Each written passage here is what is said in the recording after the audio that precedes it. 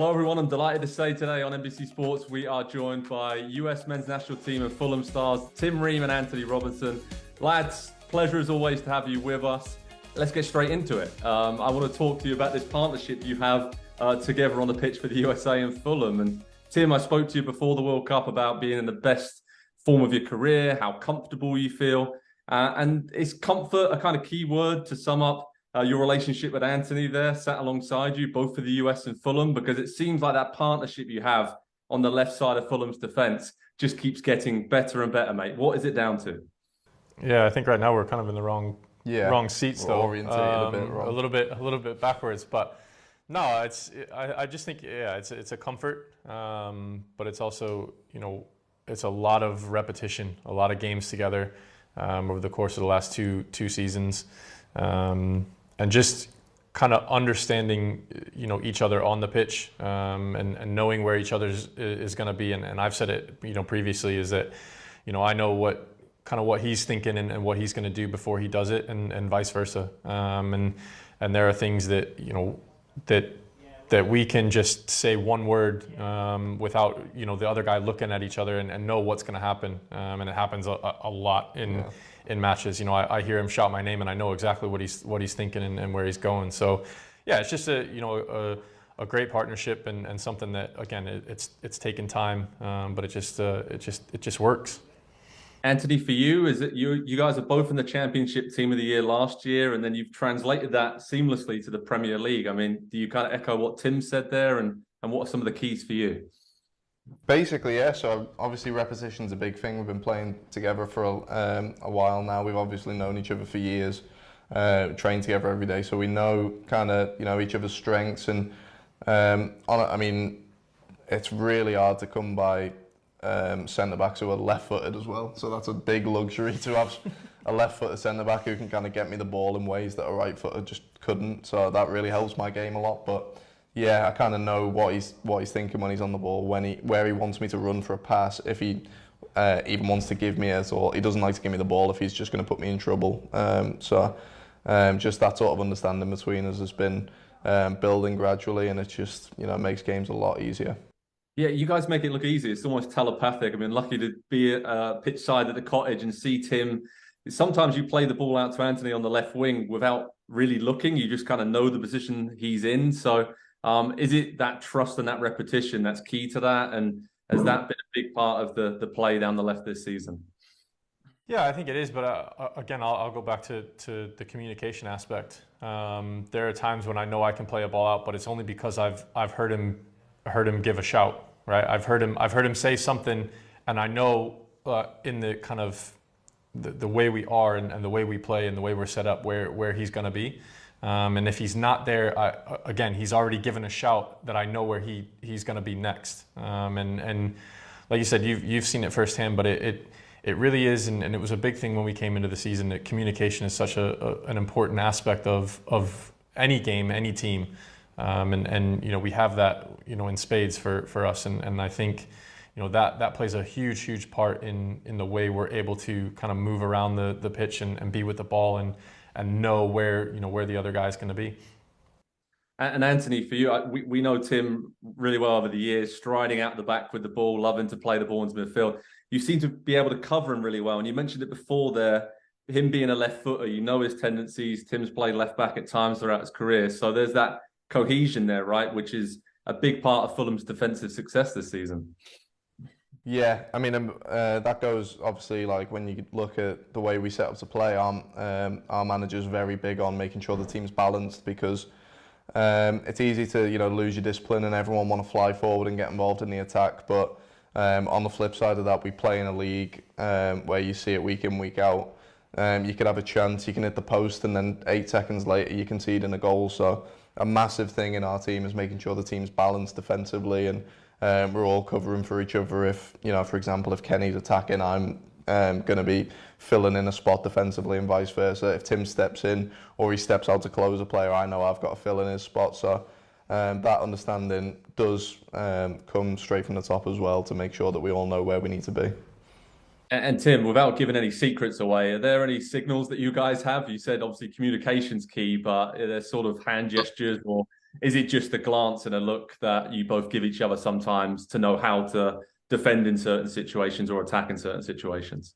I mean, I do tend to use my arms to kind of wave people around and point people in different directions, and but I wouldn't say that's something that's worked on. I think, you know, as if I have the ball and I'm moving up and I see, you know, Willian in front of us, he's kind of moving, and I see Jed kind of, you know, he's kind of in between, but I think he can, you know, he can get going. I'll kind of give him a little bit of a wave forward, but it's definitely more the communication aspect. It's definitely more the repetition that we do each and every single day in training that allows us to do what we're doing. Yeah, I wouldn't say we have any secret handshakes or hand signs or anything like that that give us an advantage or give us an edge. It really is just as simple as repetition and communication, and it really does go a really long way. Antonee, obviously, we talked a lot about how close you guys are on the pitch. Off the pitch, do you guys hang out and build on that relationship? And do you find yourself spending time? No, not particularly.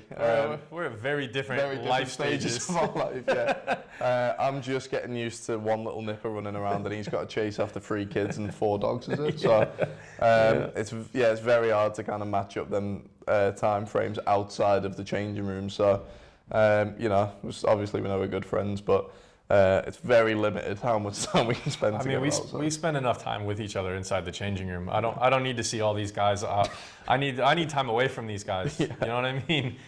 Just to get my mind right sometimes. Yeah, that's great. Keep it fresh, right? Absolutely. Okay, so what do you guys admire about each other? Tim, you go first about Antonee. Any qualities or any stories that you can tell us about how much you appreciate the man sat to your right?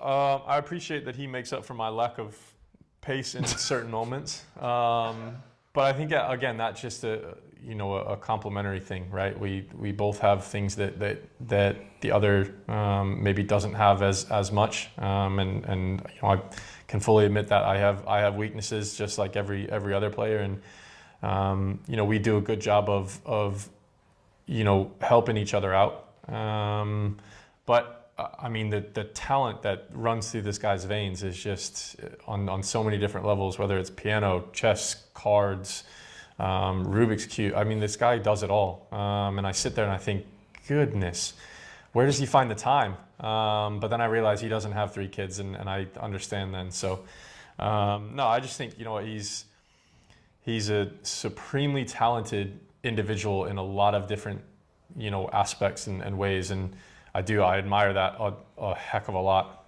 because I don't have that type of talent and kind of artisticness in my own blood. Well, Antonee, Tim's really talked you up there, mate. So I'm going to ask you the same question, vice versa. So good luck trying to top that. Oh, he's got good hair. I'll leave it at that.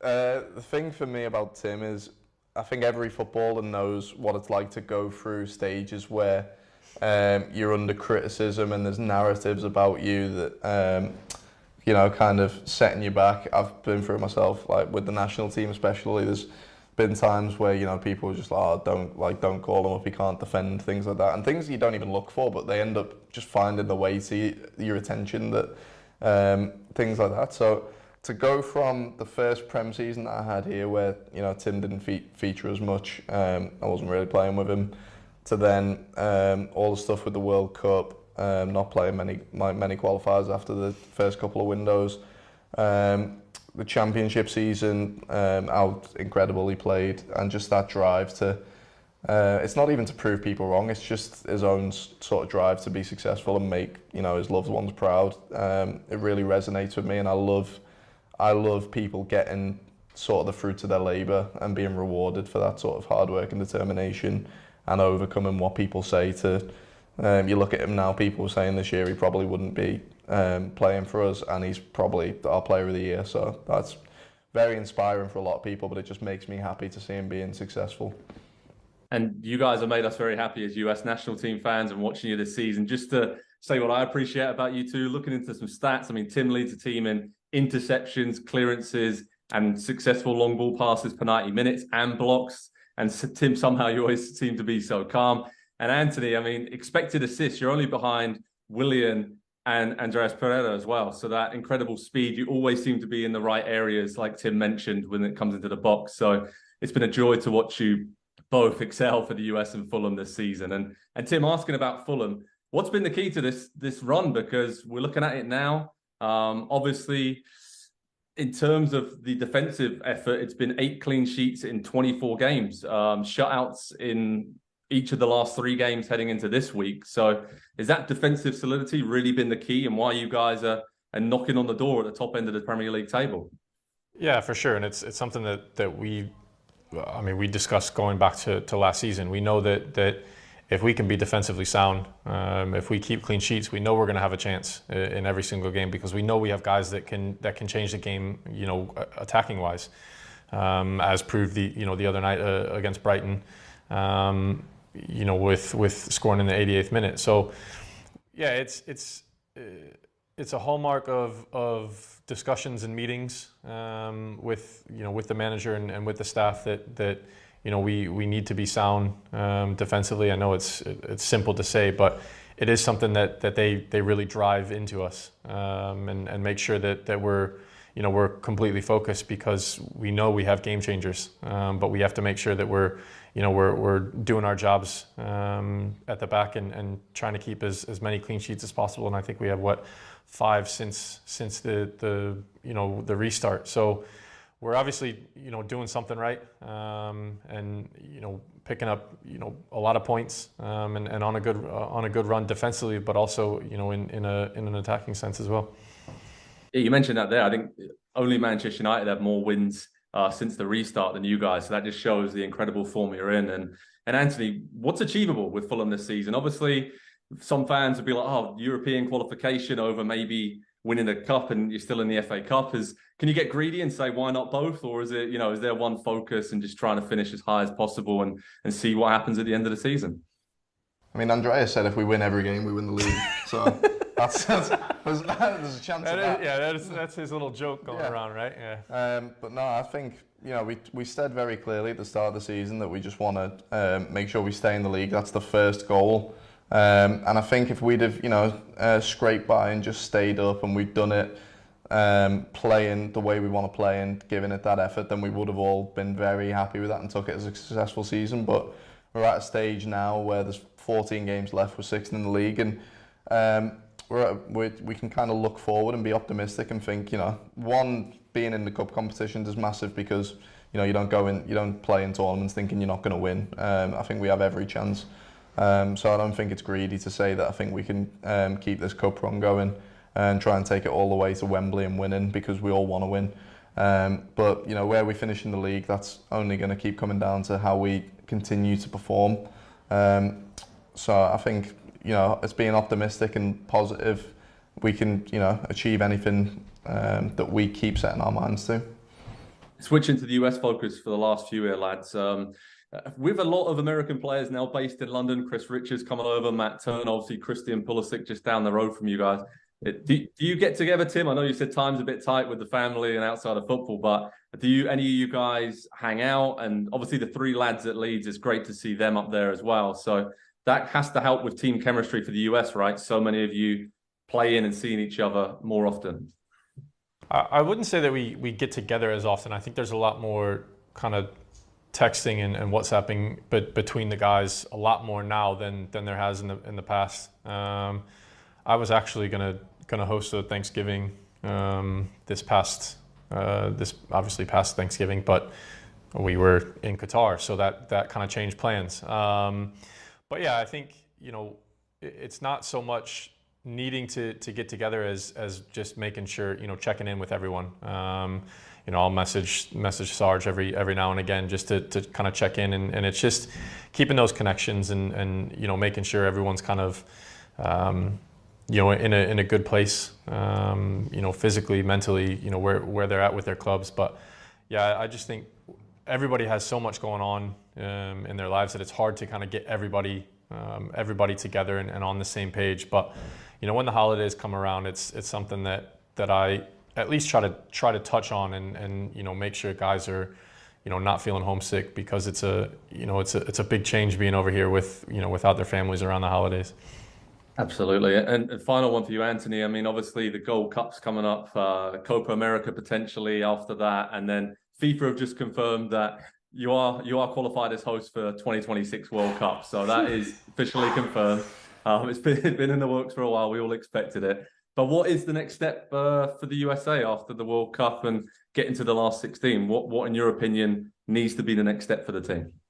I mean, there's a few things going on with the team sort of as an organisation, which, you know, we don't have anything to do with, so that's kind of out of our hands. But in terms of, you know, performance goals and things like that, we've got I think like 3 or 4 tournaments maybe leading up to the next World Cup. So that's obviously each like sort of cycle internationally is geared towards kind of preparing yourself for the World Cup.